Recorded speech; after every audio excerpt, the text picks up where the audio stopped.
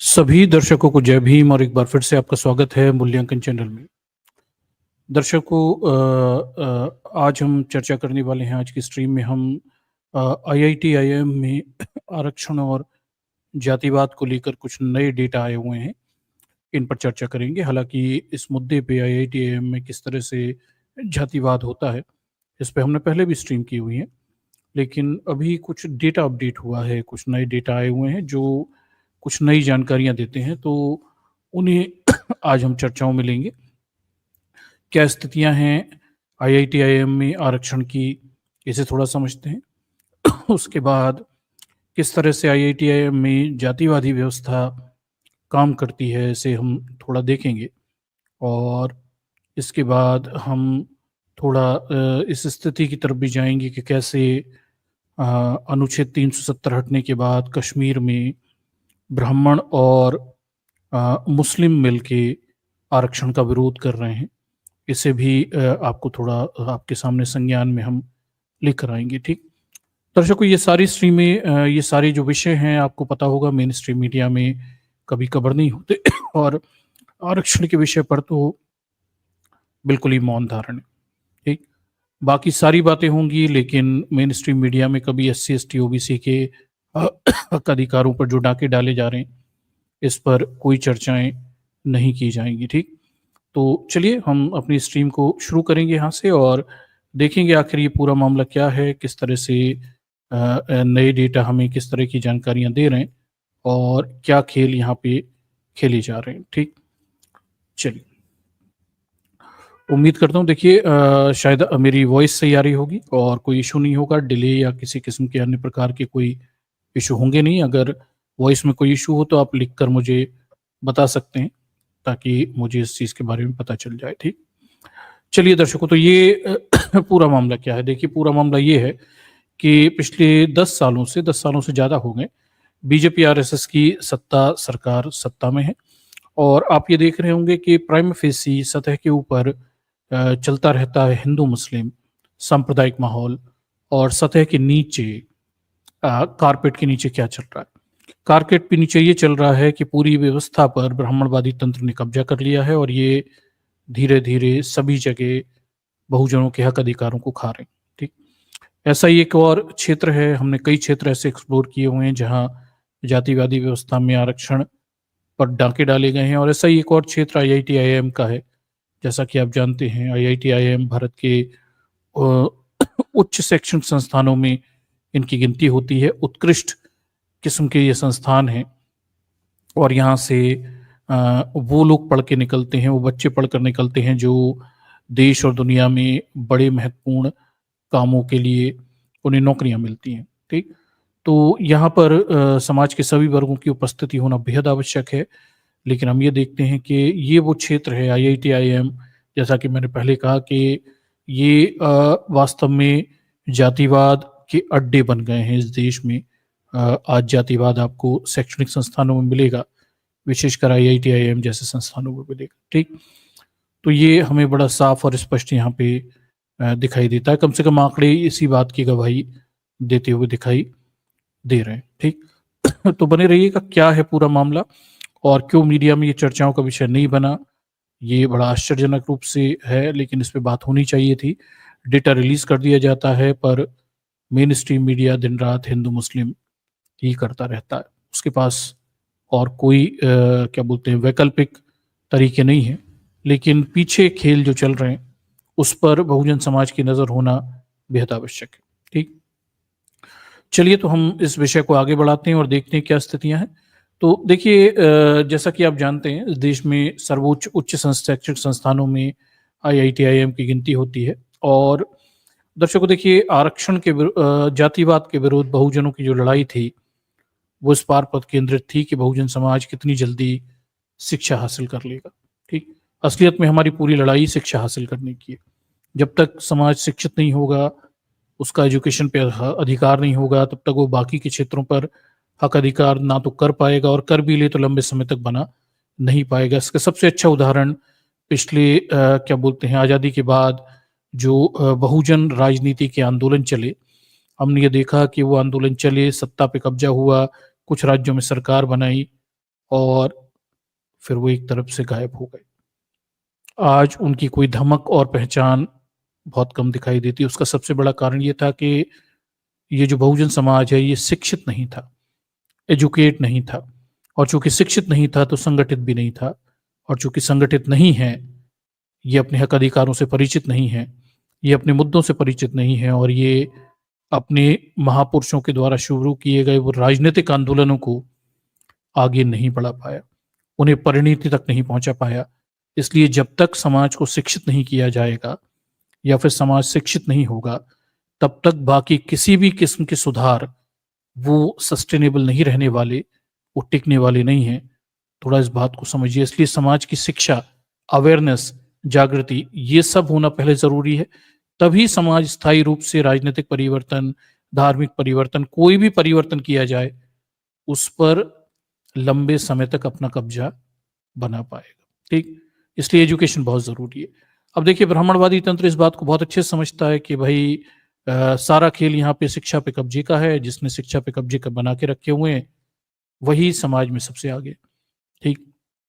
तो आज़ादी के बाद देखिए व्यवस्था बदली, संविधान लागू हुआ, संविधान में बहुजनों को लिखित रूप से हक हक अधिकार दे दिए गए, और जमीन पर ये हक अधिकार बहुजन समाज के लिए शिक्षा के दरवाजे खोलने वाले थे। ब्राह्मणवादी तंत्र इस चीज़ को समझता था, उसने बड़ी चालाकी से मौके और अवसर पाकर शिक्षा पे कब्जे कर ली, एजुकेशन के क्षेत्र पे कब्जे कर ली। आज हम ये देखते हैं कि पिछले 10 सालों में विशेषकर ये जो सरकार है, इसने तमाम सारे क्षेत्रों का ब्राह्मणीकरण किया, पर इस सब में सबसे महत्वपूर्ण क्षेत्र शिक्षा का क्षेत्र का बड़ा गजब का ब्राह्मणीकरण हुआ है।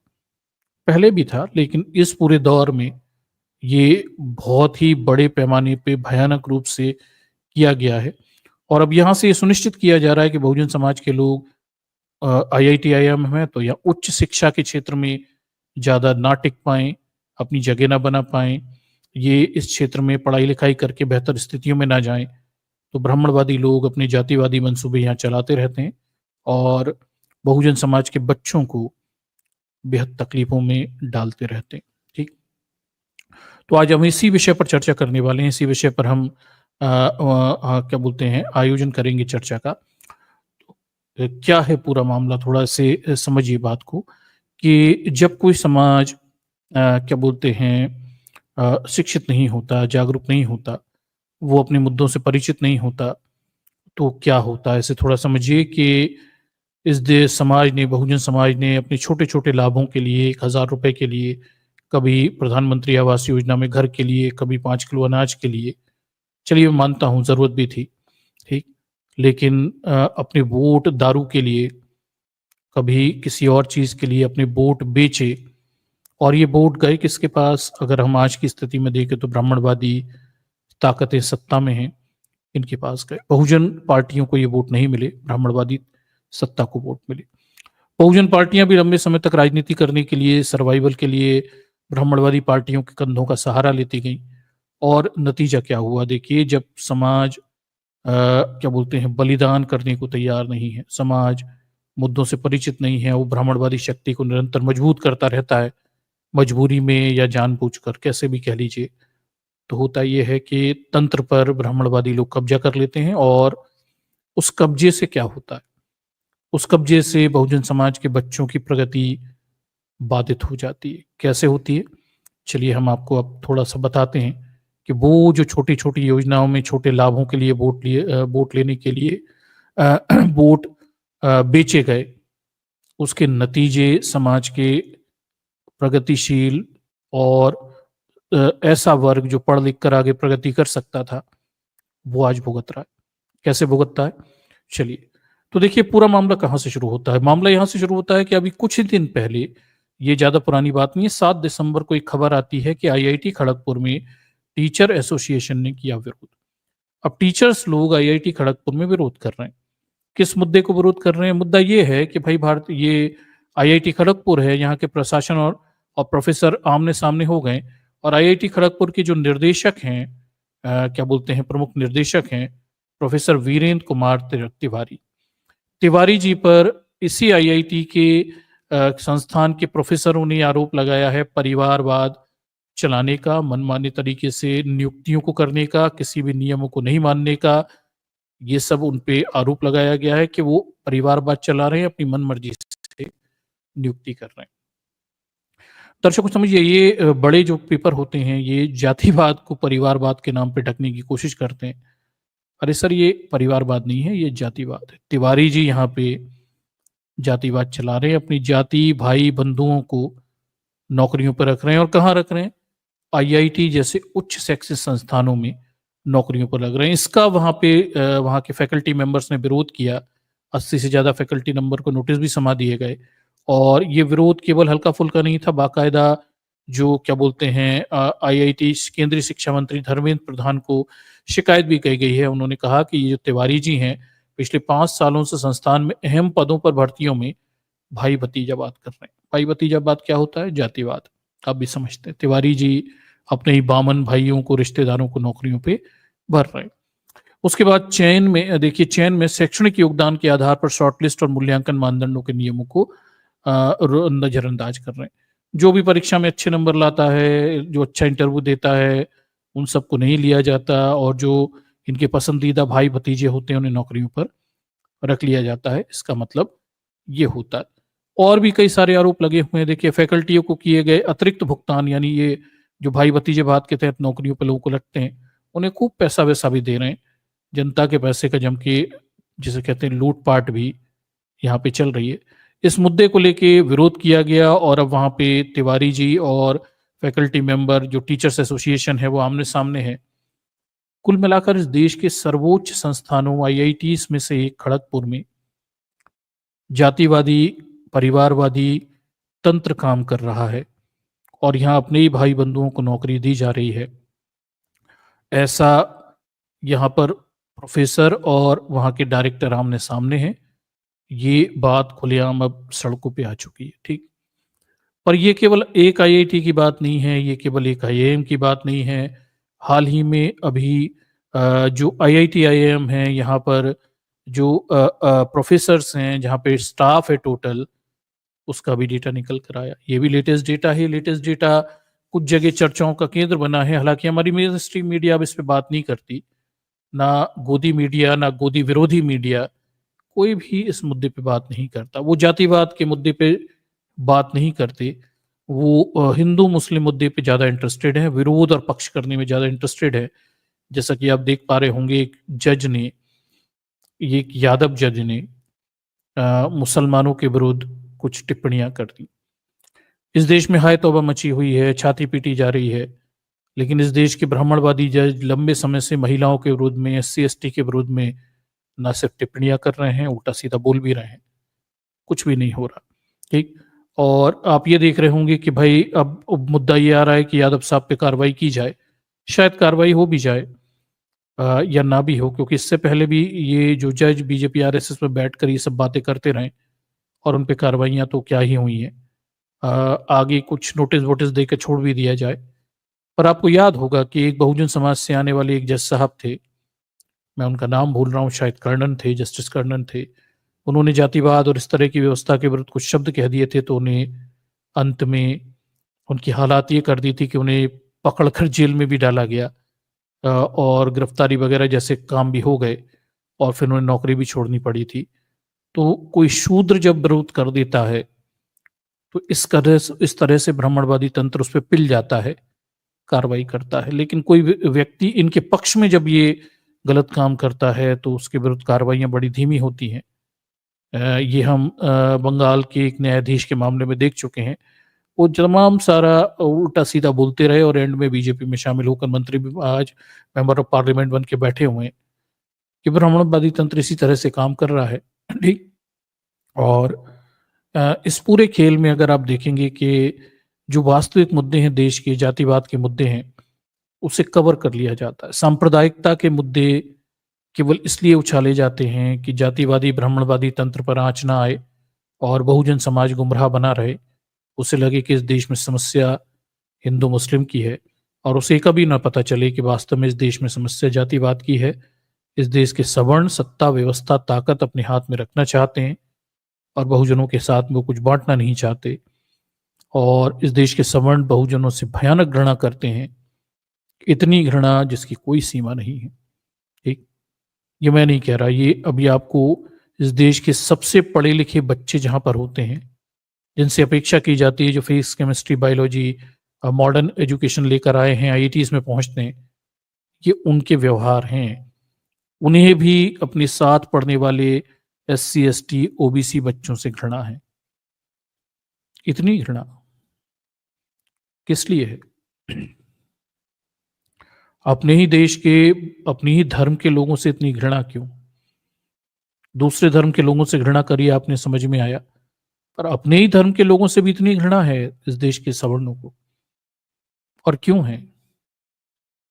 यही तो क्वेश्चन है। तो दर्शकों, आज की जो स्ट्रीम है, इसमें हम एक प्रश्न का जवाब आपके सामने रखेंगे कि क्या कारण है, मतलब इस देश के सवर्ण क्या बोलते हैं, क्या कारण है वो बहुजनों से, एससी एसटी ओबी से इतनी घृणा क्यों कर रहे हैं, और क्या कारण है कि वो क्या बोलते हैं, हम्म, खुद को अपेक्षित महसूस करते हैं। सत्ता, व्यवस्था, ताकत सब उनके हाथ में है, फिर भी वो कहते हैं कि आरक्षण की वजह से उनके साथ अन्याय होता है। तब इस देश के सवर्णों को ऐसा क्यों लगता है कि उनके साथ अन्याय होता है?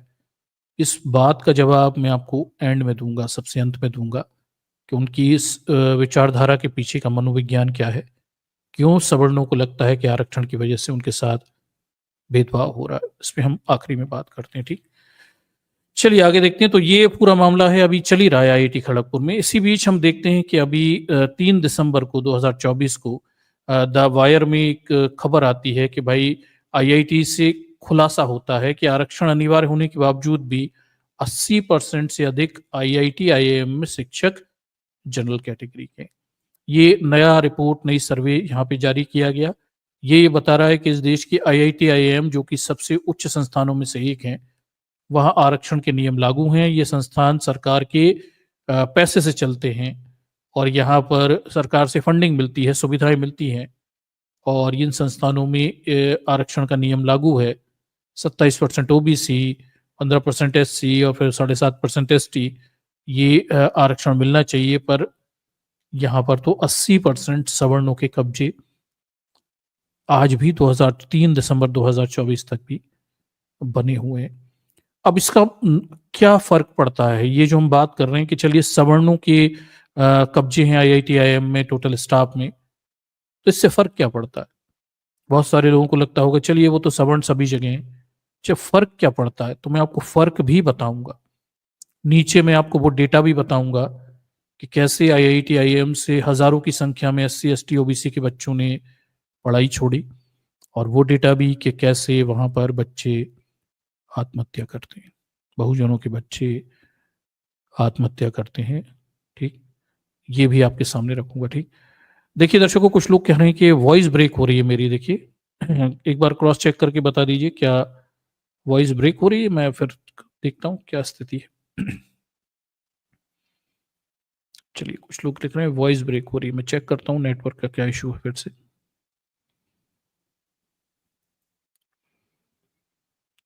देखिए एक बार फिर चेक करिए, क्या वॉइस ब्रेक हो रही है?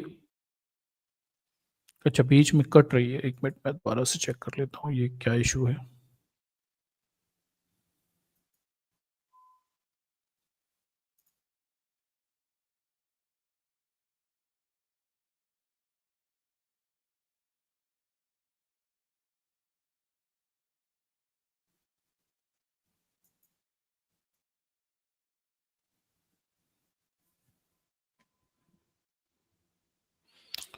चलिए दर्शकों, अब थोड़ा देखिए, शायद मैंने थोड़ा नेटवर्क थोड़ा सा चेंज किया है। क्या अभी भी क्रॉस वॉइस ब्रेक हो रही है? ठीक, थोड़ा सा और चेक करिए। चलिए, अब कोई इशू नहीं है। हाँ चलिए ठीक है, मैं थोड़ा सा देखता हूँ। चलिए, मेरे ख्याल से अब ठीक हो गई होगी।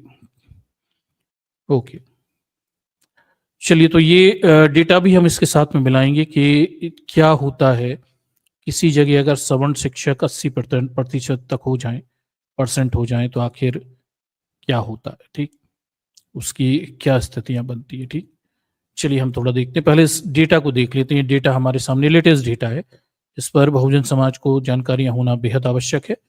क्या बता रहा है, ठीक। तो द वायर लिख रहा है कि भाई देखिए 7 आईआईटी, देखिए आईआईएम में 256 पद खाली हैं, जिनमें से 88 पद ओबीसी और ये सब है। चलिए हम नीचे डिटेल में चलते हैं क्या स्थिति है।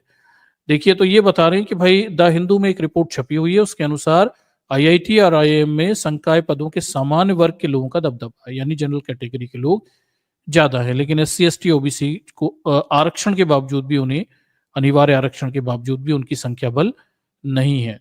अब यहाँ पे डिटेल क्या दिया गया है देखिए, तो इसमें बताया गया है कि अखिल भारतीय ओबीसी छात्र संघ के राष्ट्रीय अध्यक्ष गौड़ किरण कुमार के दायर एक आरटीआई के जवाब में, इन्होंने आरटीआई दायर की थी 2024 में, इन संस्थानों में व्यक्तिगत रूप से पता चला है कि कम से कम 2 आईआईटी और 3 आईआईएम में 90% से अधिक पदों पर सामान्य वर्ग के लोग मौजूद हैं, ठीक।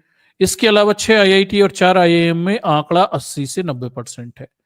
तो ये जो ओबीसी छात्र संघ के अध्यक्ष थे गौड़ साहब, इन्होंने एक आरटीआई लगाई। उस आरटीआई से ये पता चला कि देश के 2 आईआईटी और 3 आईआईएम में total 90% of staff general category का है, सवर्ण लोग कब्जा करके बैठे हुए हैं, और जो संकाय पद, सामान्य पद हैं, और इसके अलावा 6 आईआईटी और 4 आईआईएम में 80 से 90% लोग जो हैं वो जनरल कैटेगरी के हैं।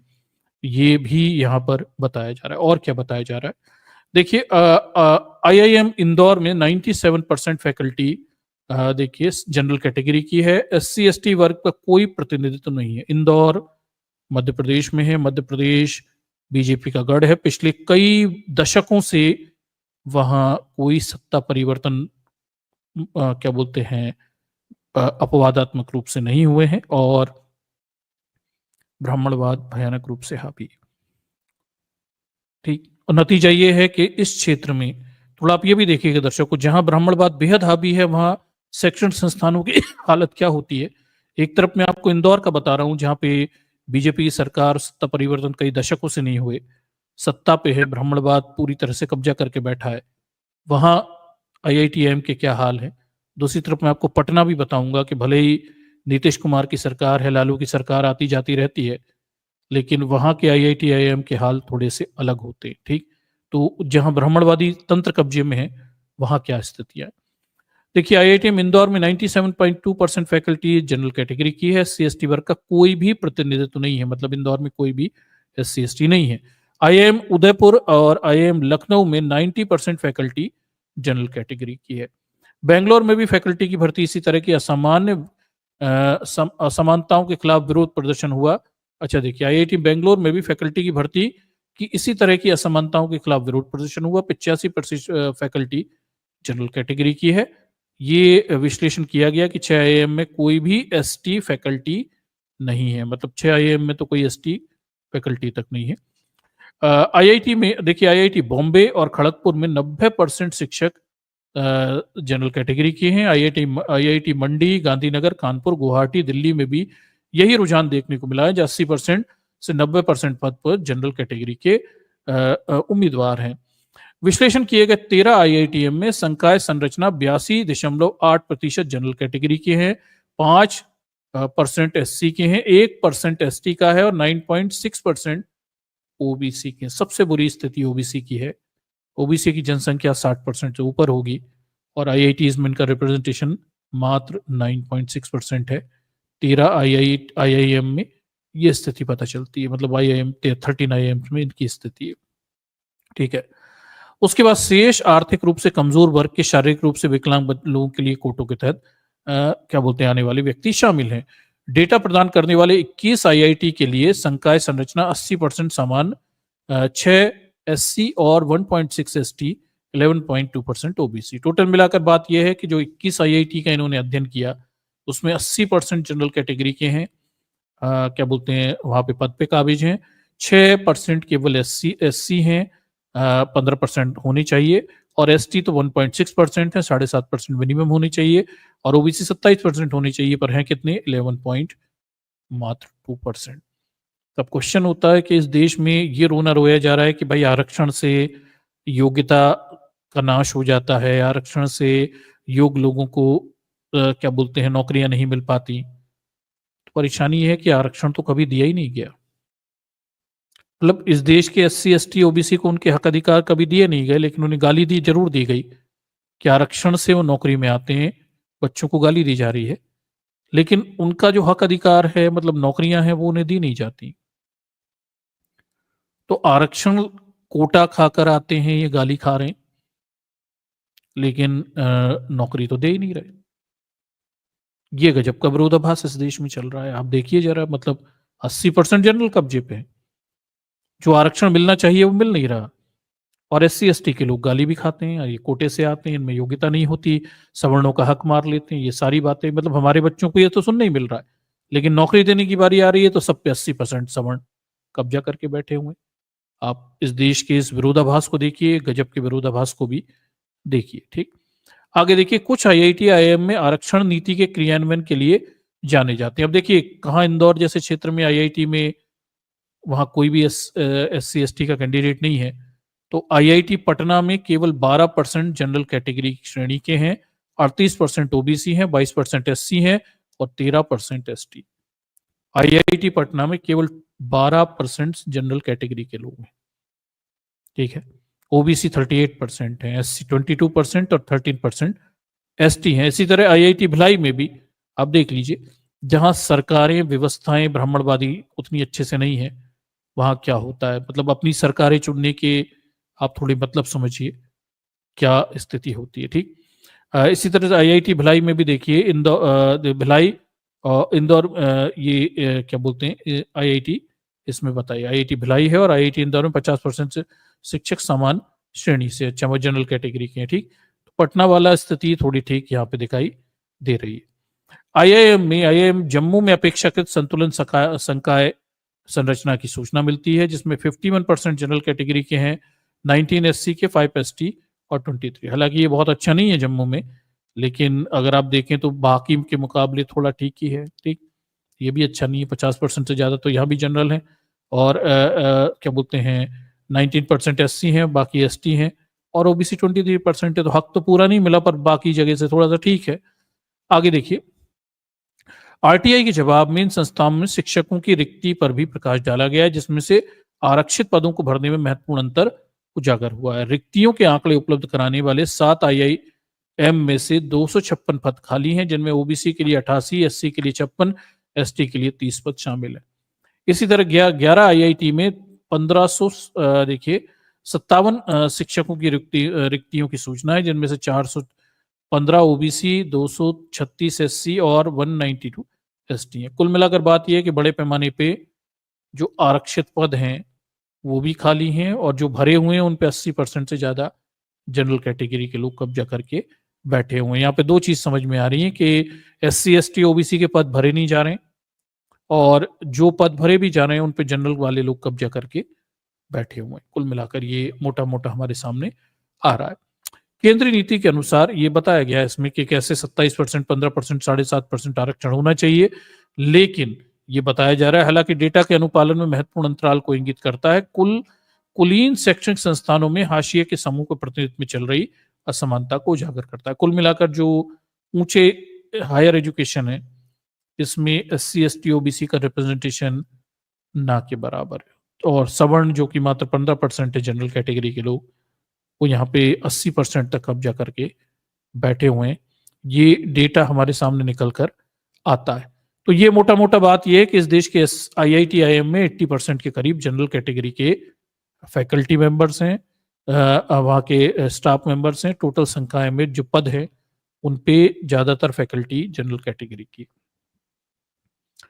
अब इसके मायने क्या है, और जनरल कैटेगरी के अगर मास्टर होंगे, प्रोफेसर्स होंगे, स्टाफ मेंबर्स होंगे, तो इससे फर्क क्या पड़ेगा। चलिए थोड़ा सा हम फर्क की तरफ चलते हैं कि इन सब चीजों से आखिर फर्क क्या पड़ता है, थोड़ा इसे भी समझने की कोशिश करते हैं।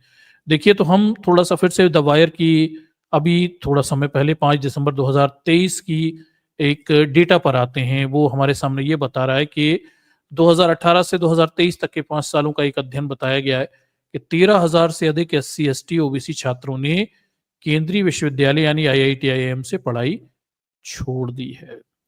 तो किसी जगह पे 80% के करीब जनरल कैटेगरी के अगर टीचर होंगे, सामान्य वर्ग के लोग जमावड़ा कर लेंगे किसी जगह, तो वहां क्या होगा, वहां एससी एसटी ओबीसी छात्रों का बच पाना, टिक पाना मुश्किल हो जाएगा। और ये मैं नहीं कहता, ये आंकड़े बताते हैं कि 5 सालों के अंदर 2018 से 23 के बीच में 13,000 से ज्यादा एससी एसटी ओबीसी के छात्रों ने पढ़ाई छोड़ दी।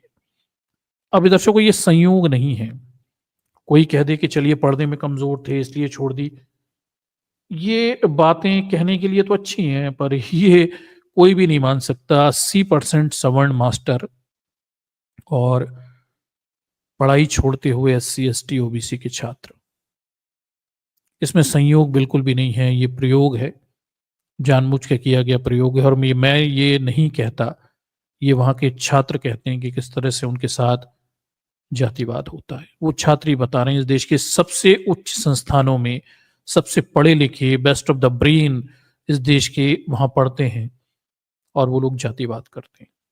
टीचर भी और सवर्ण छात्र भी वो जातिवाद करते हैं।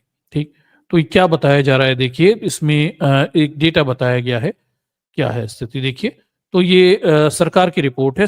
राज्य मंत्री सुभाष सरकार ने कहा कि पिछले 5 वर्षों में अनुसूचित जाति, जनजाति और पिछड़े वर्ग समुदाय के लगभग 13,626 छात्रों ने आईआईटी आईआईएम से पढ़ाई छोड़ दी है। ठीक है, ये सरकार के डेटा, सरकार की रिपोर्ट है।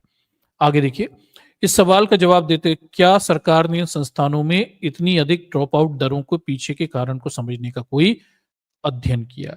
ये भी पूछा गया था इसमें, क्या भाई सरकार ने कोई ये सब क्यों हो रहा है, क्यों 13,000 से ज्यादा बच्चों ने नौकरी क्या बोलते हैं पढ़ाई छोड़ दी है, और ये आईआईटी आईआईएम में सवर्णों के बच्चे क्यों नहीं छोड़ रहे, जनरल कैटेगरी एससी एसटी के और ओबीसी के बच्चे ही क्यों छोड़ रहे हैं, जनरल कैटेगरी के बच्चे ड्रॉप आउट रेट कम क्यों है, व्हाट इज द रीजन? इसका कोई उन्होंने कोई प्रॉपर अध्ययन किया?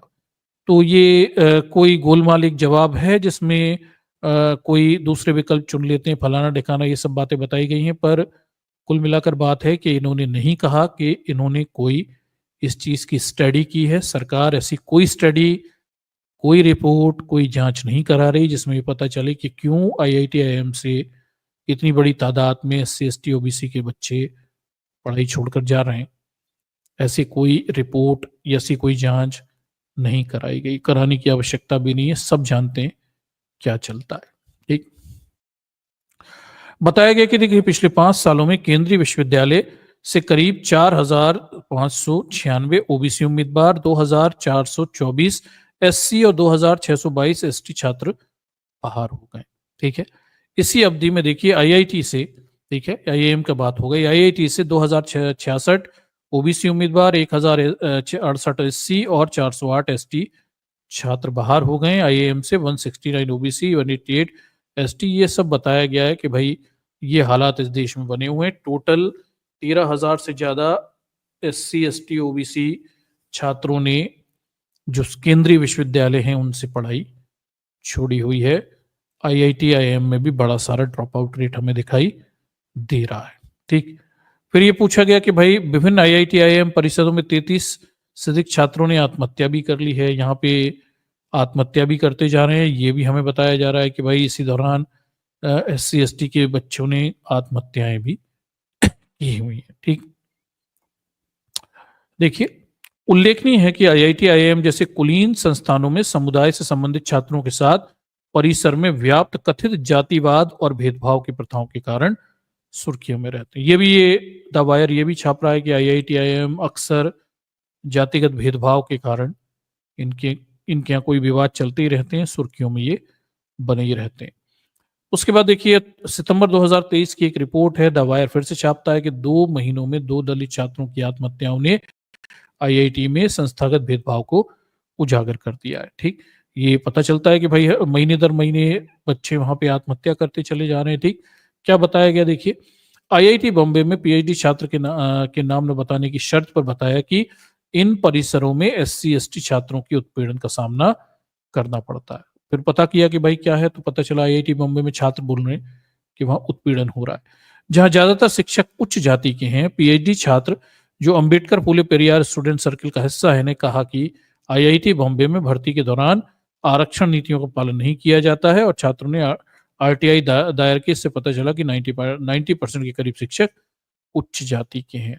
ठीक है।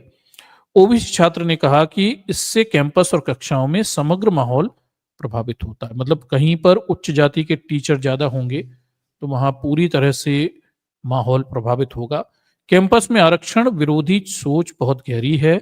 शिक्षक और छात्र आरक्षण को योग्यता विरोधी बताते हैं। कैंपस में इस तरह के माहौल और मानसिकता एससी एसटी समुदाय के लिए जीवन कठिन बना देती है। आईआईटी आईएम अड्डे हैं जातिवाद के।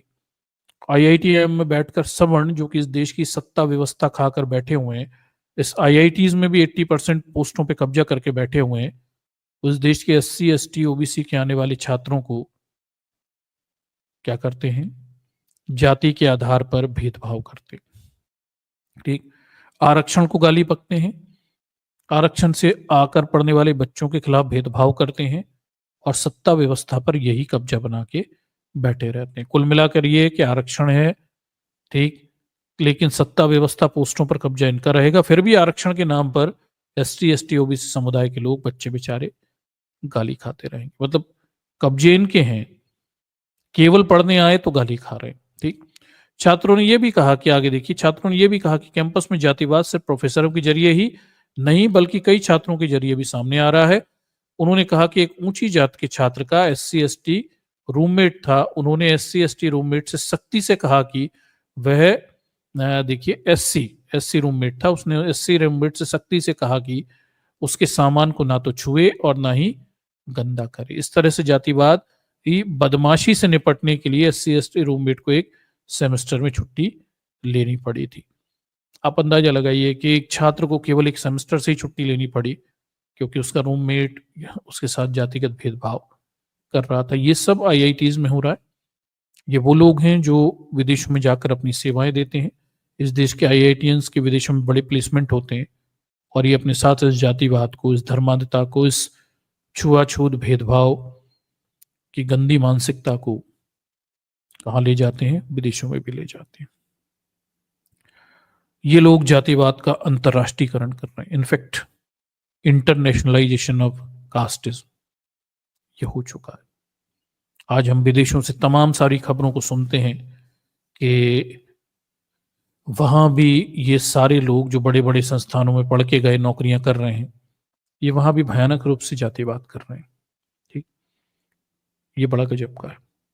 और उस पर भी गजब ये है कि इन्हें ऐसा लगता है कि आरक्षण से भेदभाव होता है और सत्ता व्यवस्था, ताकत, सत्ता पे कब्जा करने के बाद भी इस देश के सवर्णों को ऐसा लगता है कि उनके साथ भेदभाव किया जा रहा है, आरक्षण से उनके साथ भेदभाव हो रहा है।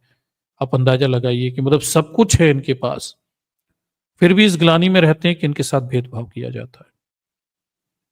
ये अजीब सी मानसिकता है। इस मानसिकता का क्या कर सकते हैं आप बताइए थोड़ा। सत्ता व्यवस्था, नौकरियां, सब पे कब्जा है, फिर भी समाज का एक वर्ग है जिसे इस देश में सवर्ण कहते हैं, उसे लगता है कि आरक्षण लागू करके उसके साथ भेदभाव किया जाता है। ठीक। ये अजीब मानसिकता कैसे आती है, कैसे पनपती है किसी समाज में, उसे हम आगे चल के देखते हैं, उस पर हम आखिरी में बात करेंगे। ठीक। आगे देखिए, आईआईटी केंद्रीय विश्वविद्यालय है और इनमें सरकार के द्वारा अनुदान आयोग से 100% वित्त पोषण होता है। इनमें आरक्षण की नीति लागू होनी चाहिए। जिस तरह संकाय नियुक्ति पाठ्यक्रम प्रवेश में अनुसूचित जाति जनजाति के लिए आरक्षण के नियम बताएं, 15%, 7.5%, 27% सीटें आवंटित होनी चाहिए, पर ये है नहीं, ये तो आपको भी पता है। ठीक। ठीक। 2023 में अब तक पूरे भारत में आईआईटी आईएम में कम से कम 7 छात्रों ने आत्महत्या की है। आईआईटी मद्रास में 4, जबकि आईआईटी में 2, हैदराबाद में 1 छात्र ने आत्महत्या की हुई है। ठीक। उन्होंने ये भी कहा कि 8 महीनों में 8 आत्महत्याओं ने आईआईटी में एक प्रणालीगत समस्या की ओर इशारा किया हुआ है। मैंने आयुष और अनिल बैच के छात्रों से बात की हुई है, जो बच्चे मर गए उनकी बात हो रही है। उन्होंने मुझे विशेष रूप से बताया कि रैंक एससी एसटी छात्रों की पहचान के लिए एक अप्रत्याशित जाति चिन्ह है। मतलब आप किसी से रैंक पूछ लीजिए तो पता चल जाएगा वो एससी एसटी किस वर्ग से आया हुआ है। प्रोफेसर निजी तौर पर जातिवादी गालियों का इस्तेमाल करते हैं। छात्रों को फेल करके पर पीड़क आनंद प्राप्त किया जाता है। ये सब होता है आईआईटी में, देख लीजिए। रैंक पता करके जात पता कर लेते हैं, उसके बाद जो टीचर्स हैं वो जातिवाद की गालियां बकते हैं, और पर पीड़न यानी दूसरों को पीड़ा दे के जो आनंद होता है, सैडिस्टिकल प्लेजर, ये वहां के छात्रों को फेल करके ये टीचर उठाते हैं। सवर्ण टीचर जो कि 80% से ज्यादा हैं, वो SC ST OBC बहुजन छात्रों को फेल करते हैं, और इससे उनका जो सैडिस्टिकल प्लेजर है, परपीड़न सुख है, वो उठाते रहते हैं। ठीक। प्रोफेसर प्रोजेक्ट और सिफारिशें देने से इनकार करते हैं, और प्लेसमेंट कंपनियां SC ST छात्रों को छांटने के लिए रैंक और CGPA का इस्तेमाल फिल्टर के रूप में करती हैं। आयुष और अनिल जिस गणित और कंप्यूटर विभाग से जुड़े हुए थे, ये सब बातें वहां पे जिन बच्चों ने आत्महत्या की उनके साथ पढ़ने वाले बच्चे बता रहे हैं कि क्या होता है IITs, ये सब हो रहा है। ठीक। आगे देखिए, प्रसाद ने यह भी बताया कि कुछ प्रोफेसर छात्रों को अनावश्यक रूप से फेल कर रहे हैं। उन्हें अपने छात्रों को फेल करने में गर्व महसूस होता है। इस तरह की जानबूझकर फेल करना उन छात्रों के साथ कैसा होगा जो साल की कड़ी मेहनत के बाद IIT में पहुंचते हैं। ये भी वहां पे बहुत चलता है। ये सब बच्चे ही वहां पे बता रहे हैं, ये सब वहां पे घट रहा है। ये इस देश के सबसे ऊंचे संस्थान हैं जहां अपेक्षा की जाती है कि देश के बेस्ट ऑफ द ब्रेन, सबसे ज्यादा पढ़े लिखे लोग वहां पर होंगे, और इतना सब पढ़ लिखने के बाद भी इनके अंदर जातिवादी बिहेवियर कभी जाता ही नहीं है। मतलब सब कुछ जा सकता है, जाति नहीं जा सकती। इस देश के सवर्णों को, इस देश के दलितों से हद दर्जे तक घृणा है। ये हमें कम से कम IIT के माहौल देखकर समझ में आता है। इतना पढ़ लिख कर भी अगर ये घृणा नहीं गई है, तो मुझे लगता नहीं कि ये कभी जाने वाली है। ये कभी नहीं जाएगी। इसका निराकरण कुछ और तरीकों से ही होगा। चलिए आगे देखते हैं। आगे देखिए, द प्रिंट छापता है कि IIT IIM में विविधता की कमी, और ये प्रिंट ने पुराना आर्टिकल छापा था 2019 में। ये बताया जा रहा था कि IIT IIM में 9,640 संकाय पदों में सिर्फ 23 SC ST और 157 है। ये 2019 में भी वही हाल था कि IIT में कुल अध्यापकों में SC ST OBC का हिस्सा केवल 9% का है, IIM में 6% का है। ये 19 में भी वही हाल थे, और 24 में भी वही हाल है।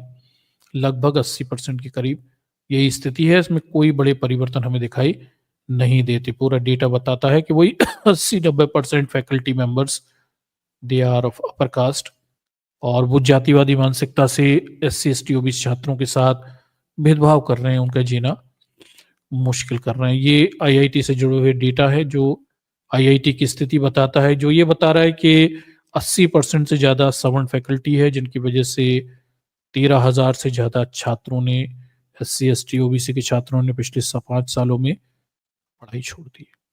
ठीक। ये भी बताता है कि SC ST के छात्र वहां आत्महत्या भी कर रहे हैं। उनके लिए वहां पे जीवन बेहद मुश्किल है। जाति की गाली भी खानी है, परीक्षा में फेल भी होना है, और निरंतर अपमानित भी होना है। अगर किसी छात्र में ये सब अपमान झेल लेने की क्षमता होगी, तो किसी दिन शायद वो फेल फाल हो हा के कभी IIT पास कर ले। ठीक। तो किसी बहुजन छात्र का इस देश की शिक्षा व्यवस्था से टकरा कर, लोहा लेकर परीक्षा पास कर लेना कितना मुश्किल है, आप अंदाजा लगाइए। ये जब उच्च शैक्षिक संस्थानों के हालात हैं, तो निम्न शैक्षणिक संस्थानों की क्या स्थितियां होंगी। वहां तो और भी गंदे भयानक स्तर पे जातिवाद खेला जाता होगा। मतलब IIT टॉप हैं, ये तो नजरों में आते हैं, यहाँ दुख छुप पर चलता है। लोअर लेवल पर तो ये सब खुलेआम निश्चित रूप से चलता होगा। ठीक। ये तो चल ही रहा था। इसी समय एक और रिपोर्ट भी चर्चाओं में है, जो खबरों में बनी हुई है। ये अभी 2 दिसंबर की बात है, अभी अभी। और यहाँ पे एक रिपोर्ट आई हुई है, द हिंदू में छपा हुआ था कि देखिए, DOPT की नवीनतम वार्षिक रिपोर्ट में केंद्र सरकार की नौकरियों में आरक्षण का डेटा गायब है। वामपंथी अधिकार संगठन आदिवासी अधिकार राष्ट्रीय मंच ने डेटा को जानबूझकर छुपाने की बात की गई है। ठीक।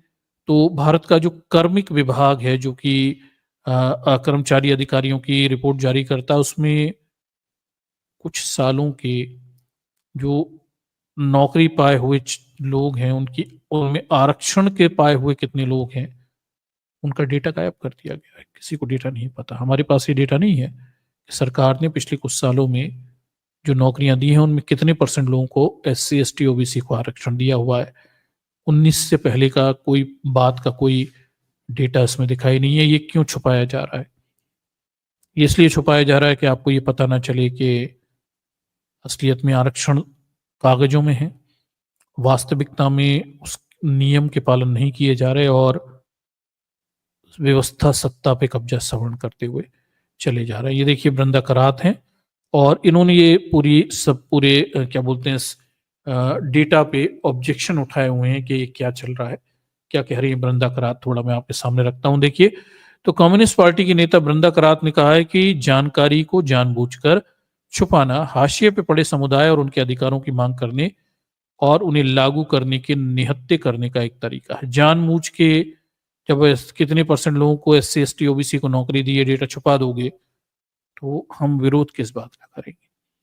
डेटा ही नहीं होगा तो मैं कैसे बताऊंगा आपको कि आपके साथ भेदभाव हो रहा है? ये तो बड़ा गजब का षड्यंत्र है। ठीक है, तो देखिए, केंद्र सरकार के कार्मिक और प्रशिक्षण विभाग डीओपीटी ने पिछले महीने जारी की अपनी नवीनतम वार्षिक रिपोर्ट 2023-24 में केंद्र सरकार की नौकरियों और पदों में आरक्षण के आंकड़े हटा दिए हैं।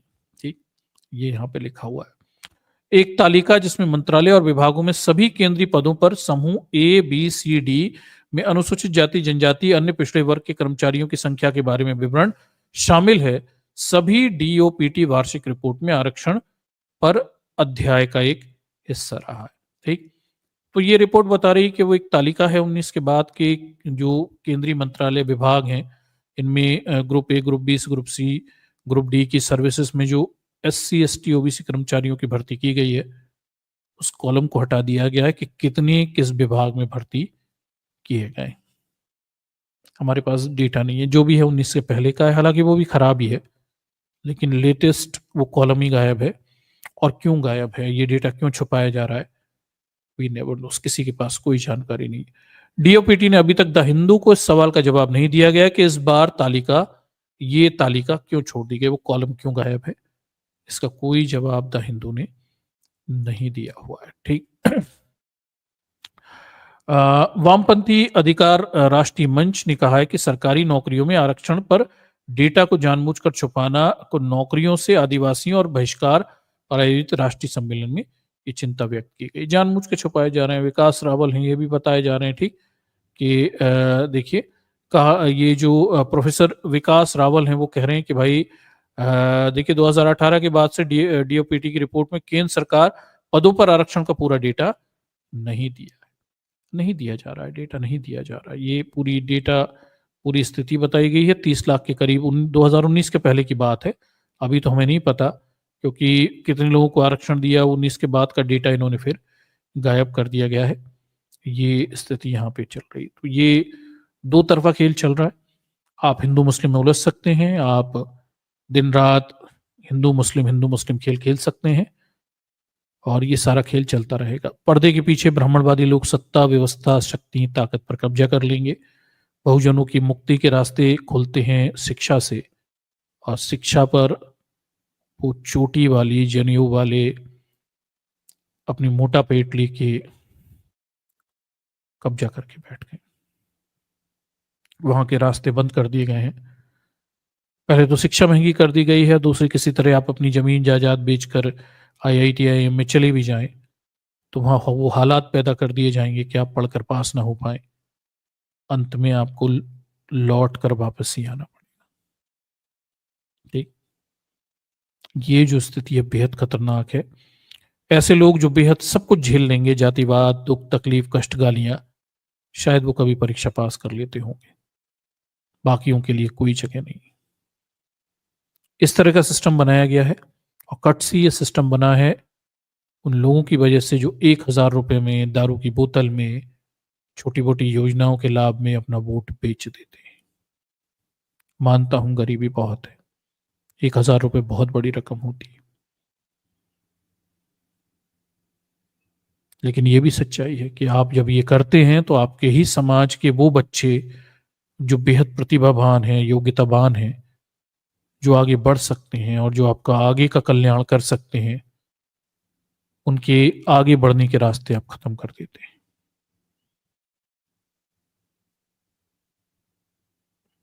चलिए आगे बढ़ते हैं। फिर हम ये देखते हैं कि द स्क्रॉल में 2023 में इस बात को लेकर एक बड़ी रिपोर्ट छपी हुई थी कि जब दर्शन सोलंकी की हत्या कर दी गई थी जातिवादियों के द्वारा, मैं उसे हत्या कहता हूँ, ठीक है, तब सर्वे वगैरह हुए थे और क्या निकल कर आया था देखिए। तो बताया गया कि भाई आईआईटी बॉम्बे में 37% SC/ST छात्रों से उनकी जाति जानने के लिए रैंक पूछी गई आंतरिक सर्वे रिपोर्ट। 2022 में किए गए सर्वेक्षण का विवरण पिछले महीने दलित छात्र दर्शन सोलंकी की आत्महत्या के बाद सामने आया हुआ है। 2012 मार्च 2023 को सर्वे हमारे सामने बता रहा है। इसी मुद्दे पर जन चौक लिख रहा है कि भाई आईआईटी में सबसे पहला प्रश्न है, तुम्हारी जात क्या है। ये जन चौक छाप रहा है। कब छाप रहा है? 30 मार्च 2023 को। दर्शकों, हम 100 साल पुरानी बात नहीं कर रहे हैं, हम किसी धर्म ग्रंथ में लिखी हुई जातिवाद का हवाला भी नहीं दे रहे हैं। ठीक, हम अभी साल 2 साल में जो भी चल रहा है, वर्तमान में चल रहे जातिवादी व्यवस्था को आपके सामने रख रहे हैं। वो भी कहाँ? किसी मंदिर में नहीं, किसी स्कूल में नहीं, किसी गांव खेड़ी में नहीं, देहात में नहीं, इस देश के सबसे उच्च प्रतिष्ठित शैक्षणिक संस्थानों में, जहां ये अपेक्षा की जाती है कि बेस्ट ऑफ द ब्रेन, सबसे ज्यादा पढ़े लिखे लोग होंगे, जिनमें मानवता होगी, जिनमें समझ होगी, और जो इतना पढ़ लिख कर आए होंगे कि इंसान को इंसान समझें। ये वहां की बात हो रही है। ये वहां की बात हो रही है जहां SC/ST OBC के पढ़े लिखे छात्र जाते हैं। वहां वो नहीं जाते जो नाली में से गंदगी उठाते हैं, जिनके कपड़ों पे मैला लगा रहता है, या जो चमड़ा उतार कर जानवर का आते हैं, जिनके अंदर से बदबू आती है, वो नहीं जाते। वहां वो छात्र जाते हैं जो पढ़ने लिखने में अच्छे हैं, जो साफ सुथरे कपड़े पहन सकते हैं, जो अच्छा बोल सकते हैं, जिनके अंदर पढ़ने लिखने की क्षमताएं हैं। ये वो लोग जाते हैं। और आश्चर्यजनक है कि उनके साथ भी वही भेदभाव किया जाता है जो नाली में गटर में से उतर निकले हुए एक व्यक्ति, जिसके शरीर पर मैला लगा रहता है, या चमड़ा साफ करके आया हुआ व्यक्ति, जिसके शरीर से चमड़े की दुर्गंध आती है, उसके साथ जितना भेदभाव किया जाता है, इतना ही भेदभाव आईआईटी IIM में इन छात्रों के साथ किया जाता है, क्योंकि वो उसी जात वर्ग से हैं। तो मुद्दा ये नहीं है कि आपके शरीर से गंदगी बदबू आ रही है, आप गंदे रहते हैं, कपड़े गंदे पहनते हैं। मुद्दा ये कि आप कहां पैदा हुए। It is all about your birth. जन्म के आधार पर भेदभाव करेंगे हम आपके साथ, ठीक। कर्म के आधार पर करते तो समझ में भी आता कि चलिए कोई गटर से निकला है, उसके अंदर मैला लगा हुआ है, बदबू आ रही है, चलो आप दूर हो गए। कोई चमड़ा निकाल कर आया, आप उससे दूर हो गए, ये समझ में आया मुझे। लेकिन वो आईआईटी में जो बच्चे हैं, वो तो साफ सुथरे हैं, अच्छे कपड़े पहन के जाते हैं, नए आधुनिक कपड़े पहनते हैं, वो ठीक ठाक बोल सकते हैं, लिखना पढ़ना उन्हें आता है। फिर उनके साथ ये भेदभाव क्यों? मतलब कोई कारण नजर नहीं आता मुझे। मतलब आप मुझे कोई कारण दें भेदभाव करने का तो मैं मान भी लूंगा, पर उनके साथ भी वही भेदभाव जो क्या बोलते हैं, मैला ढोने वाले के साथ या चमड़ा उतारने के वाले के साथ होता है, सिर्फ इसलिए कि वो उसके घर में पैदा हुए थे। तो ये मानसिकता समझ से परे है।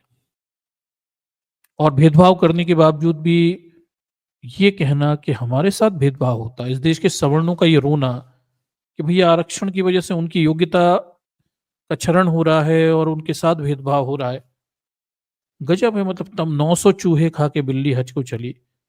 जातिवाद करो, भेदभाव करो, गालियां बको गंदी गंदी, और उसके बाद ये रो कि हमारे साथ आरक्षण की वजह से भेदभाव होता है। चलिए आगे देखते हैं, ठीक। द क्विंट छापता है 4 अप्रैल 2023 को कि वे हमारे साथ रूम शेयर नहीं करते हैं। आईआईटी बॉम्बे में सर्वे में SC/ST स्टूडेंट का दर्द। ये सर्वे हुआ था जिसमें बहुत कम आईआईटी छात्र ही 388 छात्र ही ले पाए थे भाग, क्योंकि डरते हैं छात्र। लेकिन वो छोटे से छात्र सर्वे में भी बहुत सारी दुख तकलीफें दर्द सामने आए हुए थे। ठीक, वो लिखते हैं आगे कि सामान्य श्रेणी के कई स्टूडेंट एससी एसटी छात्रों को ओए, और फिर आप समझ रहे हैं बीच में कौन सी गाली लिखी हुई है, और तुम्हारे पास तो टिकट है कहकर बुलाते हैं। टिकट का मतलब है कास्ट सर्टिफिकेट। ठीक, अच्छा कोई यही बात है तो सब आके हमारे साथ स्ट्रीम पे भी करते हैं। ठीक, तुम्हारे पास तो टिकट है, तुम्हारे पास तो जाति का सर्टिफिकेट है। अरे वो जातियां तो तुमने ही बनाई हैं, सर्टिफिकेट भी तुमने ही तो दिए हुए हैं, किसी को नीच, किसी को कुछ और किसी को कुछ। अब वो जो जाति सर्टिफिकेट है हमारे, वही तो तुम्हारी गालियां हैं, उन्हें गालियां भी तुमने ही तो बनाया हुआ है। ठीक, तो ये बड़ा अजीब है, मतलब तुम ही गाली बनाओगे, तुम ही जाति बनाओगे, और वो जाति का सर्टिफिकेट लेकर अगर हम बाजार में आएंगे तो हमें फिर गाली बकोगे कि तुम्हारे पास जाति का सर्टिफिकेट है। मतलब ये गजब की स्थिति है। ठीक,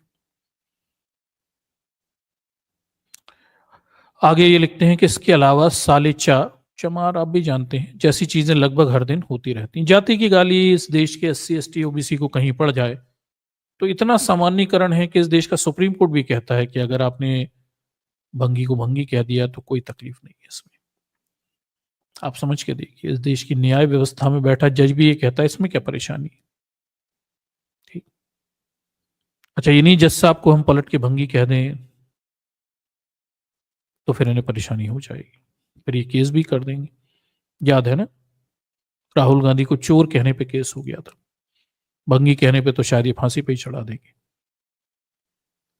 तो हम इन्हें भंगी कह देंगे तो फिर बड़ी तकलीफ हो जाएगी, लेकिन इनमें से किसी ने कह दिया तो कोई तकलीफ नहीं है। तो अजीब सी व्यवस्था है, अजीब सा तंत्र है। बाबा साहब के जो विचार हैं वो सही हैं कि हिंदू वास्तव में समाज के बीमार लोग हैं। मैं इन्हें बीमारी कहूंगा, और ये पूरे समाज को बीमार कर रहे हैं। ये बीमारी है, ठीक, जिसके इलाज की जरूरत है। आगे देखिए, ये सब डेटा यहां पे बताया गया है।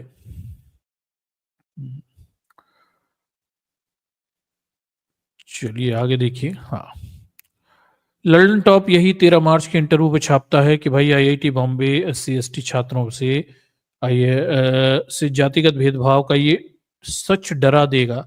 सर्वे में मेंटल हेल्थ का डेटा सामने आया, डिटेल बताई गई है कि कैसे ये पूरा मामला बहुजन छात्रों की मेंटल हेल्थ को प्रभावित करता है, जातिवाद से उनका प्रदर्शन प्रभावित होता है, उनका व्यक्तित्व नाश होता है, और उनके अंदर दुनिया को सामना करने की क्षमताएं चली जाती हैं, और वो उस स्थिति में पहुंच जाते हैं कि परीक्षा ही पास ना कर पाए। ठीक, ये सब यहाँ पे बताया गया। तो ये कुछ डेटा था अभी जो लेटेस्ट आया था, जिस पे हमने पहले भी स्ट्रीम की हुई हैं।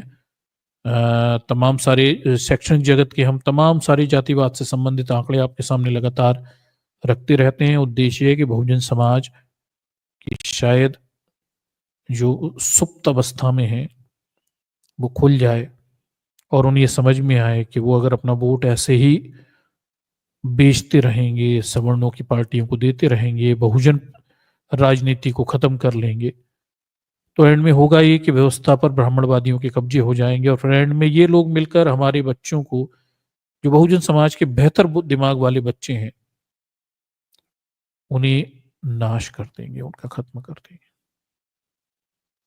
और फिर कोई भी समाज से बाहर निकलकर बेहतर स्थितियों में नहीं आएगा, और कोई और नए डॉक्टर अंबेडकर बनने की संभावनाएं भी खत्म हो जाएंगी। ठीक, तो ये पूरा खेल यहाँ पे चल रहा है, बेहद दुखद है, बेहद दर्दनाक है, बेहद कष्टकारी।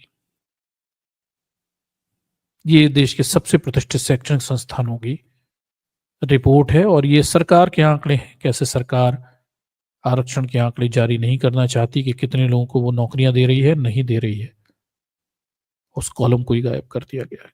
तो आप कैसे अब सरकार पे आरोप लगाओगे। ठीक, तो ये चल ही रहा है यहाँ पे, पैरेलली ये सब चलता है। इसके अलावा फिर हमारे सामने ये भी एक और रिपोर्ट आती है, ये भी रिपोर्ट है एक तरफ आरक्षण पे डाके डाले जा रहे हैं, जातिवाद चरम स्थितियों पे है, एससी एसटी ओबीसी के छात्र आईआईटी छोड़ छोड़ कर बाहर निकलते जा रहे हैं, पढ़ाई नहीं कर पा रहे हैं और कुछ लोग आत्महत्या भी कर रहे हैं। तो ये तो है ही। इसके पैरेलल में एक और बड़ी घटनाक्रम चल रहा है। हम द कश्मीर के अखबारों की तरफ जाते हैं तो हमें पता चलता है प्रेस ट्रस्ट ऑफ इंडिया 4 जुलाई 2024 को छापता है कि कश्मीर के युवाओं ने सरकारी नौकरी में योग्यता के आधार पर मांग की हुई है, नौकरी में योग्यता के आधार पर मांग की हुई। ठीक, कश्मीर के युवा आरक्षण की खताने और योग्यता के आधार पर नौकरियों की मांग कर रहे हैं कश्मीर में। अब दर्शकों देखिए, मैंने 370 आर्टिकल 370 पर जब स्ट्रीम की हुई थी तो हमारे बहुजन समाज के लोग भी बहुत सारे हैं, ब्राह्मणवादी एजेंडा से प्रभावित हैं, वो भी मानते हैं कि 370 हटना सही है, सही था और बीजेपी ने बहुत बड़ा काम किया था। ठीक, उन्हें मैं थोड़ी धरातल जमीनी सच्चाई बताता हूँ। ठीक, आप थोड़ा इस जमीनी सच्चाई को समझिए कि 370 हटना था, नहीं हटना था। इससे बहुजन समाज के लोग खुश हो सकते हैं, बीजेपी को वोट भी दे सकते हैं, आप भी सवर्णों के साथ इस पे छाती पीट के आनंद उठा सकते हैं, पटाखे चला सकते हैं, दिवाली मना सकते हैं, सब कुछ कर सकते हैं। पर 370 हटने से आपको मिला क्या, बहुजन समाज को क्या मिला, ठीक, सवर्णों को क्या मिला, वो तो मैं अभी दिखा देता हूं आपको इस रिपोर्ट में। बहुजनों को क्या मिला, ठीक। फिर ये रिपोर्ट ये भी दिखा रही है कि एक तरफ कश्मीरी पंडितों की हत्या के नाम पर फिल्में बन रही हैं, पंडितों को मारा जा रहा है। 370 से पहले वहां कश्मीर में मुसलमान पंडितों को मार देते थे, ये सब फिल्में बनती हैं और बहुजन समाज को गुमराह किया जाता है, उनका वोट भी ले लिया जाता है। फिर हमें पता चलता है कि यहाँ 370 हटने के बाद ब्राह्मण, शर्मा और मुसलमान वो एक हो गए और ये दोनों एक होकर आरक्षण का विरोध कर रहे हैं।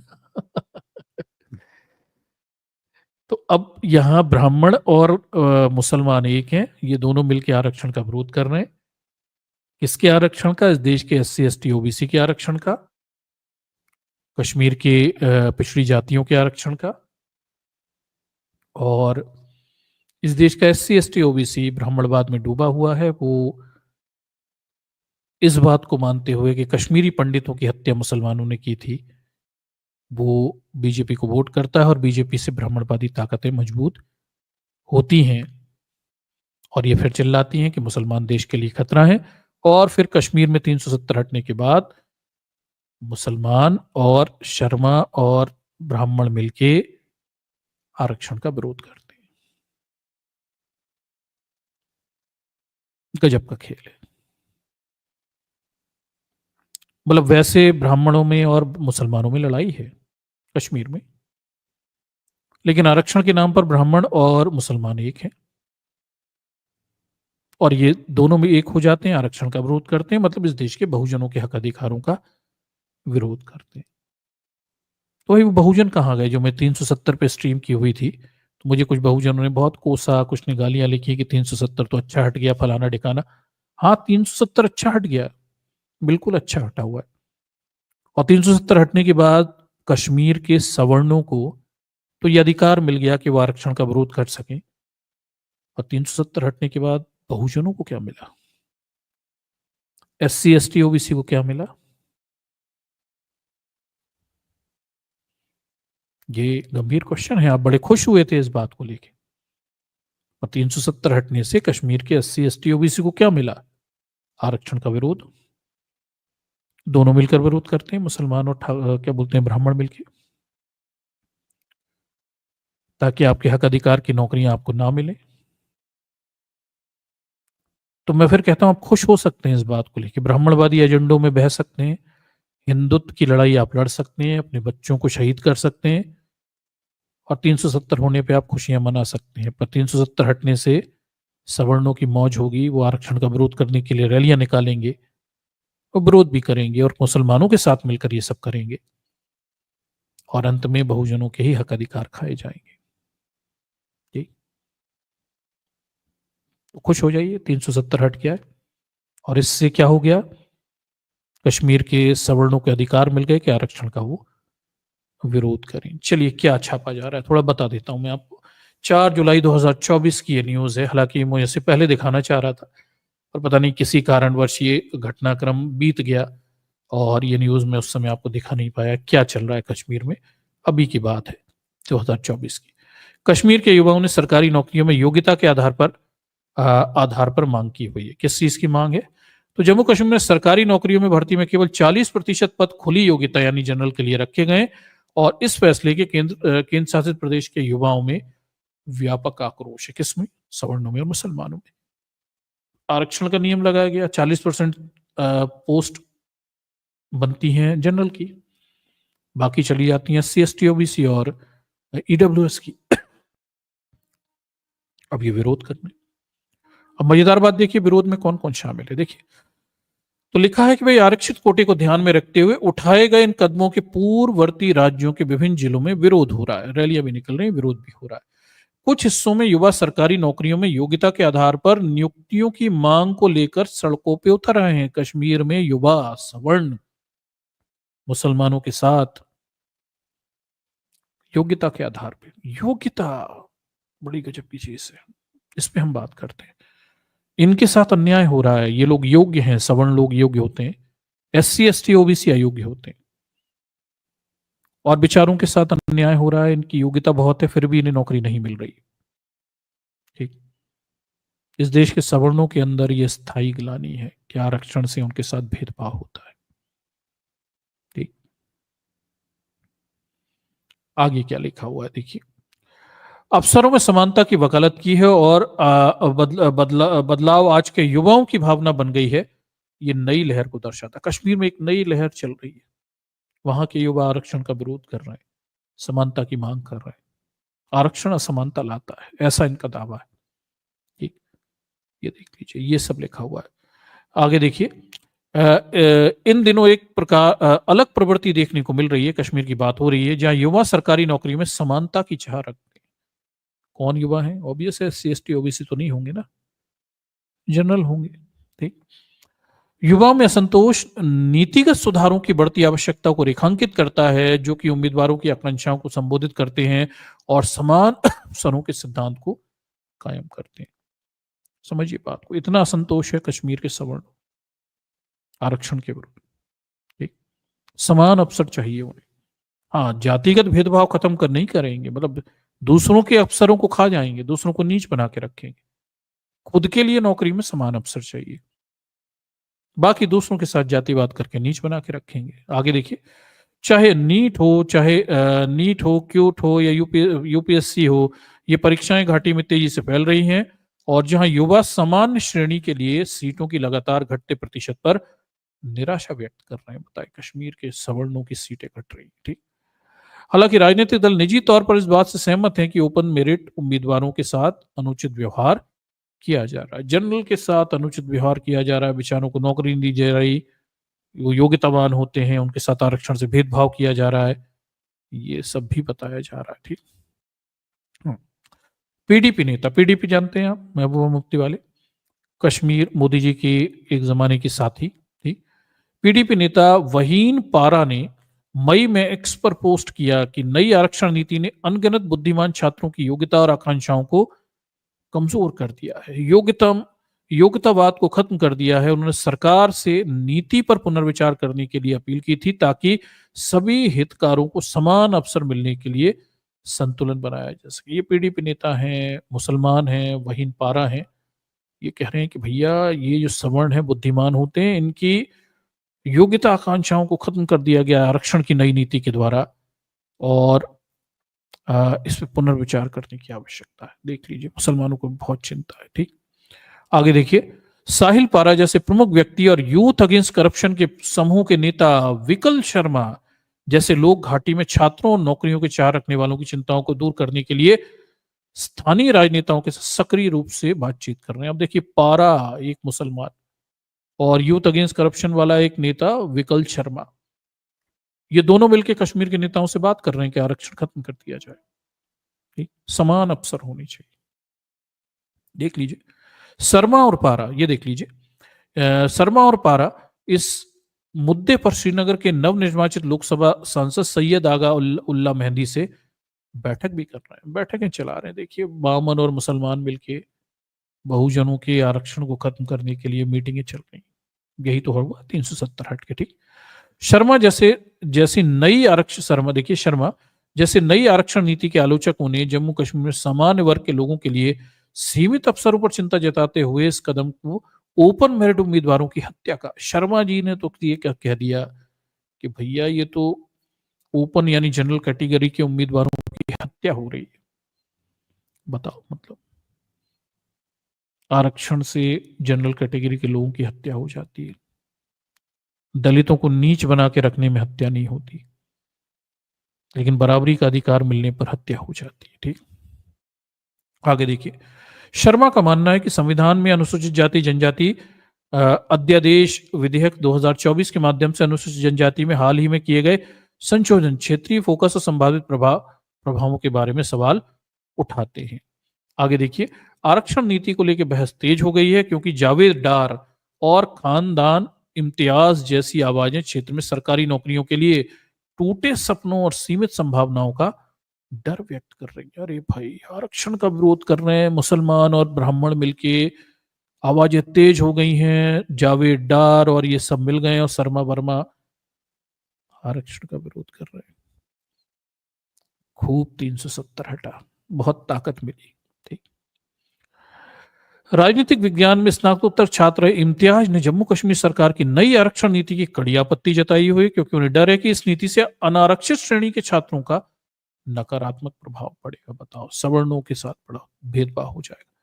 उनका तर्क है कि यद्यपि समाज के कुछ लोगों का उत्थान महत्वपूर्ण है, लेकिन दूसरों की कीमत, ओ हो, देखिए दर्शकों, इम्तियाज भाई को बहुत तकलीफ है सवर्णों के साथ भेदभाव की। ठीक, और वो ये कह रहे हैं कि मतलब यद्यपि कुछ वर्गों का उत्थान महत्वपूर्ण है, ठीक, लेकिन दूसरों की कीमत पे नहीं। मतलब कह रहे हैं कि सवर्णों की कीमत पर दलितों का उत्थान हो रहा है। आप मतलब एक सामान्य जनरल कैटेगरी के बुद्धि में जो गंदगी भरी रहती है, आप उसे देखिए। मतलब SC ST OBC के हक अधिकार खा खा के मोटे हो गए, अभी भी खा रहे हो, तब भेदभाव नहीं होता। उन्हें हक अधिकार मिल जाए तो इनके साथ भेदभाव। मतलब जनरल कैटेगरी के व्यक्ति के सोचने का तरीका ये है कि अगर SC ST के लोगों को आरक्षण से अधिकार मिल जाए तो उसके साथ भेदभाव हो जाता है। ठीक, और यद्यपि समाज के कुछ वर्गों का उत्थान महत्वपूर्ण है, आप ये शब्द भी देखिए, यद्यपि है, उत्थान कर लीजिए, ठीक है, लेकिन दूसरों की कीमत पर, सवर्णों की नहीं, कि उत्थान हो ना हो पर सवर्णों से कीमत न वसूली जाए। वाह यार, क्या बात है। ठीक, तो दर्शकों, ये चल रहा है जम्मू कश्मीर में। अगर आपको ये मीडिया नहीं बता रहा, ये अंडर करंट आप नहीं समझ पा रहे, आप ऊपर के हिंदू मुस्लिम में उलझे हुए हैं, तो मैं आपको बता देता हूं, फिर से मैं हाईलाइट कर देता हूं इस रिपोर्ट के कीवर्ड पर, शर्मा और पारा इन मुद्दों पर श्रीनगर के नवनिर्वाचित लोकसभा सदस्य से बातचीत कर रहे हैं। तो भैया 370 हटने के बाद बामन और मुसलमान तो कश्मीर में मिलकर आरक्षण का विरोध कर रहे हैं। ठीक, आप 370 हटने की खुशी मना सकते हैं, अखंड भारत इसकी भी खुशी मना सकते हैं। ठीक है, लेकिन कुल मिलाकर यह है कि अब डांके आपके ही हक अधिकारों पे डाले जाएंगे। ठीक, जब बहुजनों के हक अधिकारों को खाने की बारी आएगी तो मुसलमान और ब्राह्मण दोनों एक हो जाएंगे। तब किसी कश्मीरी ब्राह्मण पर अत्याचार, ये सब कहीं मुद्दे नहीं है। लेकिन बहुजन को उल्लू बनाकर उत्तर प्रदेश में वोट लेने की बारी आएगी तो कश्मीर में ब्राह्मणों पर अत्याचार होते हैं, वो फिल्म दिखा देगी, वो टकले अनुपम खेर की फिल्म दिखा देगी, वो नीला मुंह बना के घूमता रहता है। ठीक,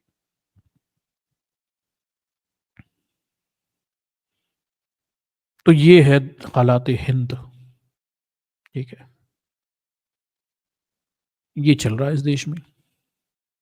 आप खुश होना चाहें तो इस पे हो सकते हैं, और 370 पे भी आप बहुत खुशी मना सकते हैं। बहुत सारे बहुजन उछले कूदे, सब कुछ हुआ। देख लीजिए, आप कई भाई बंधुओं के नौकरियों को खाने के लिए आंदोलन हो रहे हैं। ठीक, इसीलिए तो हटाया था 370। ताकि ये आज़ादी मिल जाए कि दोनों मिलकर बहुजनों के हक अधिकारों को खा लें। ठीक है, तो शर्मा और पारा एक ही है। ठीक, अब थोड़ा समझिए कि शर्मा और पारा एक ही है, ये अलग अलग लोग नहीं है। और ये हिंदू मुस्लिम सिर्फ बहुजनों के मुद्दों से गुमराह करने के लिए करते रहते हैं। ठीक, और कुछ भी नहीं। ठीक, तो ये पूरा मामला है, ध्यान दीजिए। आपके पैरों के नीचे से जमीनें खींची जा रही हैं और आपके मुंह के ऊपर रंग पोता जा रहा है सांप्रदायिकता का, हिंदू मुस्लिम खेल खिलाया जा रहा है। ठीक, ये आप थोड़ा समझिए बात को। ठीक, तो दर्शकों एक और क्वेश्चन था कि आखिर क्या है, जिस पर मैंने शुरू में बात की कि इस देश के सवर्णों को ऐसा क्यों लगता है कि आरक्षण से उनके साथ भेदभाव होता है। आखिर ये मनोविज्ञान है क्या?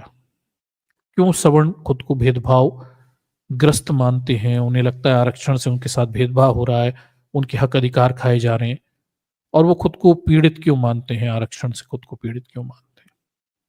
ठीक है, तो इस पूरी उनकी मानसिकता को समझने के लिए आपको थोड़ा ये समझना पड़ेगा कि देखिए होता क्या है कि जब समाज का कोई वर्ग हजारों सालों से विशेष अधिकार लेके बैठे रहता है, ठीक, if any section of society have privileges from thousands of years, तो होता यह है कि समाज का ये वर्ग जैसे हजारों सालों से विशेष अधिकार मिले हों, ठीक है, ये विशेष अधिकार लेके बैठा हुआ है, प्रिविलेजेस लेके बैठा हुआ है। ठीक, और जब इसे विशेष अधिकार प्रिविलेजेस मिले रहते हैं और ये उन्हें भोगता रहता है, तो इससे इन्हें भोगने की आदत पड़ जाती है और फिर से समानता भी भेदभाव लगने लगती है। आप थोड़ा समझिए। ठीक, अगर आपको विशेष अधिकारों की आदत पड़ जाए, फिर आपके साथ कोई समान व्यवहार करे। विशेष अधिकार में आपको छोटा सा उदाहरण देता हूं कि मान लीजिए आपके घर में सारा काम आपसे पूछ कर किया जाता है, आप बड़े हैं, सब कुछ बड़ा आपसे पूछ कर ही होता है, लेकिन फिर आपके एक दिन मम्मी पापा तय करें कि नहीं भाई, इक्वलिटी, सबको बराबरी का अधिकार देंगे, चारों पांचों भाई बहन को सामने बिठा दिया और सबको बराबरी से उनकी राय पूछ और सब उनके सब बराबर बराबर दे दिया, तो उस दिन आपको बड़ा बुरा लगेगा। अरे यार, ये कैसे हो गया? मैं तो बड़ा था, मुझे ज्यादा मिलना चाहिए था, ये कैसा कर दिया मम्मी पापा ने, सबको बराबर बराबर बांट दिया। ठीक, उस दिन आपको लगे अरे मेरे साथ तो भेदभाव हो गया, मैं बड़ा था, ये समानता तो भेदभाव है। तो इस मानसिकता को आप थोड़ा समझिए कि इस देश के सवर्णों के साथ यही मानसिकता है, उनकी यही मनोदशा है। हजारों सालों तक विशेष अधिकार भोग भोग के उन्हें इसकी आदत लग गई है, और जब संविधान से डॉक्टर अंबेडकर ने सबको बराबर अधिकार दिए, इक्वलिटी लाए, आरक्षण इक्वलिटी लाता है, तो उन्हें लगता है कि अब उनके साथ भेदभाव किया जा रहा है। समझ रहे हैं? यही तो सबसे खतरनाक चीज है,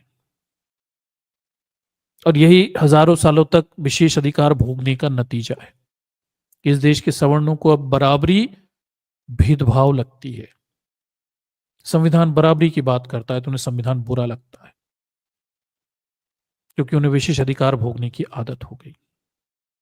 ठीक, तो ये उनकी मनोदशा है, हमें उनकी थोड़ी मनोदशा समझनी पड़ेगी और धीरे धीरे उनके विशेष अधिकारों को खत्म कर देना है हमें। जो सवर्णों को जाति से, धर्म से और तमाम विशेष अधिकार मिले, इन्हें भोगने की इनकी जो आदत है ना, ये खत्म कर देंगे। जब हम इन्हें इनकी भोगने की आदत खत्म कर देंगे, तब इन्हें इक्वलिटी भेदभाव नहीं लगेगी, समानता भेदभाव इन्हें तब नहीं लगेगी। अभी समस्या ये है कि अभी मात्र 70 साल आजादी के हुए, पिछले 1000 सालों से ये विशेष अधिकार भोग रहे थे। डॉक्टर अंबेडकर आ गए, फूले आ गए, पेरियार आ गए, उन्होंने कहा इक्वलिटी, सब बराबर है, कोई ऊंचा नहीं, कोई नीचा नहीं। ठीक, अब क्या हो रहा है, इस देश के सवर्णों को लग रहा है ये तो हमारे साथ भेदभाव हो गया, हम बड़े थे, हमें बराबर कर दिया। इसलिए जब इक्वलिटी की बात आती है तो उन्हें भेदभाव लगने लगता है। ठीक, हमें क्या करना है, हमें इनकी इस बराबरी, ये विशेष अधिकारों को धीरे धीरे खत्म करते जाना है, ताकि इन्हें समानता का मतलब समझा सके। इस देश के सवर्णों को पहले हमें समानता समझानी है, व्हाट इज इक्वलिटी। ठीक, जिस दिन ये इक्वलिटी समझ लेंगे कि सब बराबर होते हैं, उस दिन इन्हें खुद के साथ भेदभाव होता हुआ महसूस होना बंद हो जाएगा। नहीं तो यही रहेगा। तो हमें समाज को विशेष अधिकार विहीन समाज बनाना। We have to create the society without privileges society. हमारा समाज जो विशेष अधिकारों से युक्त समाज है, पहले इसे खत्म करना है।